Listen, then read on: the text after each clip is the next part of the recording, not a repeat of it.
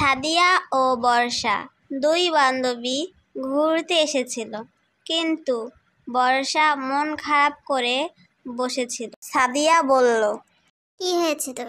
মন খারাপ করে বসে আছিস কেন? তো মন খারাপ করব না? আমি বাড়ি থেকে বের হলে মা খালি প্রশ্ন করে, কোথায় যাচ্ছি? আচ্ছা, আমি কি এখনো ছোট বাচ্চা আছি, বড় হইনি? ও আচ্ছা, এই কারণে তোর মন খারাপ। আমি তোকে একটি গল্প শোনাচ্ছি, তোর মন ভালো হয়ে যাবে। শোন তাহলে। একটি গ্রামে একটি লোক ছিল। লোকটির মা লোকটিকে অনেক ভালোবাসতো, কিন্তু লোকটি তার মাকে ভালোবাসতো না। সে তার বউকে অনেক ভালোবাসতো। একদিন তার বউ তাকে বলে, শোনো, তুমি যদি আমাকে ভালোবাসো তাহলে তোমার মায়ের কলিজাটা আমাকে এনে দাও। তখন লোকটি তার মায়ের কলিজা নেওয়ার জন্য রওনা দিল।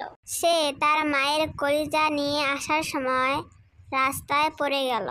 তখন মায়ের কলিজা থেকে আওয়াজ আসলো, বাবা, তুমি ব্যথা পেয়েছো?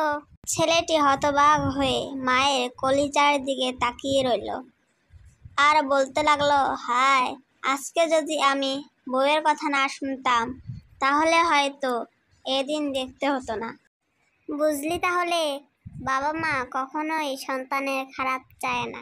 হ্যাঁ, বুঝেছি। আর কখনোই আমি আমার বাবা মার সাথে রাগ করব না। বন্ধুরা, আমাদের গল্প তোমাদের কাছে কেমন লেগেছে কমেন্ট বক্সে বলে যাবে।